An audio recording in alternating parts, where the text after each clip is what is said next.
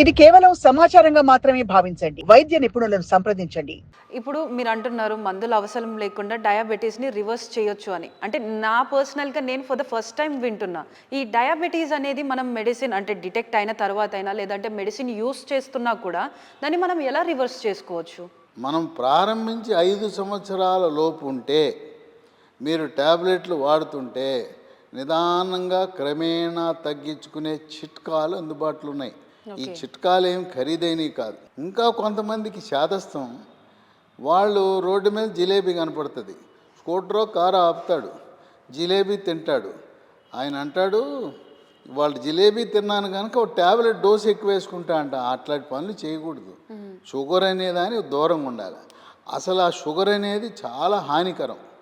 నేను అందరికీ చెప్పేది ఏంటంటే ఆరోగ్యవంతులకు కూడా మీరు షుగర్ మానేయండి. షుగర్లో అనేక రకమైన రసాయనాలు ఉన్నాయి. దానివల్ల నరాల బలహీనత వస్తుంది, క్యాన్సర్ వస్తుంది. ఎందుకది? మనం పూర్వీకులు ఏం వాడేవారు? బెల్లం వాడేవారు. బెల్లం వాడటంలో కూడా నల్ల బెల్లం వాడాలి. తెల్లగా ఉందని ఆ తెల్ల బెల్లం జోలికి వెళ్ళదు, మళ్ళీ దాంట్లో కెమికల్స్ ఉంటాయి. నల్ల బెల్లం అసలు అన్నిటికంటే బ్రహ్మాండం తాటి బెల్లం.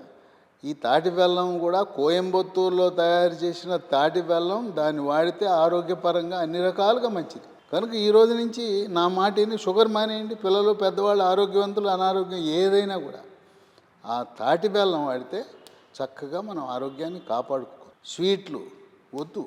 షుగర్ ఉందని తెలిసినాక స్వీట్లు ఎందుకు? దేవుడి ప్రసాదం అని తెస్తారు. తెచ్చినప్పుడు అంత లడ్డు తెస్తే సగం లడ్డు తినాల్సిన అవసరం ఏమైనా ఉందా? ఒక పలుకు, ఒక పూస పెట్టుకోండి. చాలామంది బలవంతం. అట్లాగే బర్త్డే కేకులని కట్ చేస్తారు. వాడి బర్త్డే అని చెప్పి వాడి పుట్టినరోజు మన మరణం రోజు కాకూడదు కదా. ఇంత పెడతాడు నోట్లో, తినాలా? వద్దని చెప్పు, మొహమాట పడద్దు. నాకు షుగర్ ఉందయ్యా. ఆ కేకు తింటే మన 200 షుగర్లు అమాంతం 500కి వెళ్ళిపోద్ది. వాడికి నిజంగా ప్రేమ ఉంటే కొద్దిగా పెట్టాలి. మీరు కూడా ఊరికి ఇట్లా అనేసి నోట్లో పెట్టుకోండి అంతే. దీంట్లో ఆరోగ్య విషయంలో మొహమాట పడద్దు. అట్లాగే మందు బాబులు ఉంటారు. నాకు షుగర్ ఉంది అని మందు కొడుతుంటే షుగర్ ఎట్ట కంట్రోల్ అవుద్ది? అవ్వదు. సో మందు మానేయాలి. మందు మానకపోతే 200 ఉన్న షుగర్ 500, నువ్వు ఎన్ని సూదులు గుచ్చుకున్నా డోసులు పెంచుకోవడం తప్పనిచ్చి అది కూడా నియంత్రించుకోవాలి.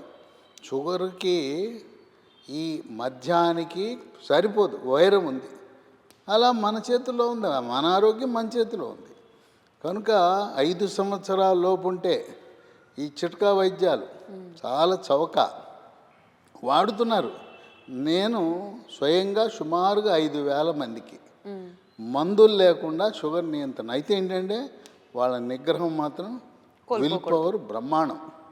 చెప్పింది పాటిస్తున్నారు. నేను అన్నం మానేయమన్నా. అయ్యో అన్నం మానేస్తే ఎట్టగండి, అసలు తిన్నట్టే ఉండదు, పొట్ట నిండదు కదా అన్నారు. ఎందుకయ్యా అన్నం మానేయండి, చిరుధాన్యాలు బ్రహ్మాండం. మన పూర్వీకులు రాయలసీమ, తెలంగాణ, ఉత్తరాంధ్రలో ఏం తిన్నారు?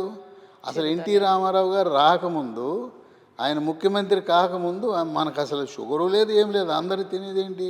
జొన్న, రాగి, సజ్జ, కొర్రలు, అరిగెలు, సామెలు, ఊదలు. అవి తిన్నంతకాలం జబ్బులే లేవు. షుగరు లేదు, గుండె జబ్బు లేదు, కొలెస్ట్రాల్ లేవు, ఈ పక్షవాతాలు లేవు. ఆయన ఏదో పాపం నేను అందరికీ బియ్యం తినిపిస్తానని చెప్పి కిలో 2 రూపాయలు బియ్యం అని పెట్టి ఆయన పుణ్యాన్ని ఈ షుగర్ వచ్చింది. ఇవాళ ప్రభుత్వాలు, మోడీ గారేమో ఫ్రీగా ఇస్తానంటున్నాడు. అంటే ఫ్రీగా షుగర్ని మనకు అందిస్తున్నారు. అక్కడేమో ఉత్తర భారతంలో ఫ్రీగా గోధుమలు ఇస్తున్నాడు ఆయన 80 కోట్ల మందికి. అంటే షుగరు మనకి అందించటమే. ఇక్కడ కూడా డబ్బులు లేకుండా బియ్యం ఇస్తున్నారు. ఆ బియ్యం కూడా ఎట్టడి బియ్యం? ముందేమో దొడ్డు బియ్యం అన్నారు, పోటీ పడి ఇప్పుడు సన్న బియ్యం ఇస్తామన్నారు. దానివల్లే కదా అనారోగ్యం.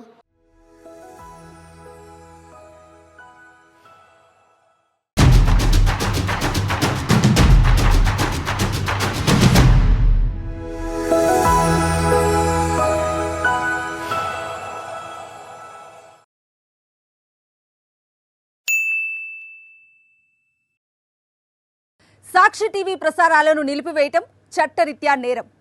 సాక్షి టీవీ ప్రసారాల కోసం మీ స్థానిక కేబుల్ ఆపరేటర్ను వెంటనే సంప్రదించండి. DTHలో, ఇంటర్నెట్లో కూడా సాక్షి టీవీ ప్రసారాలను వీక్షించవచ్చు.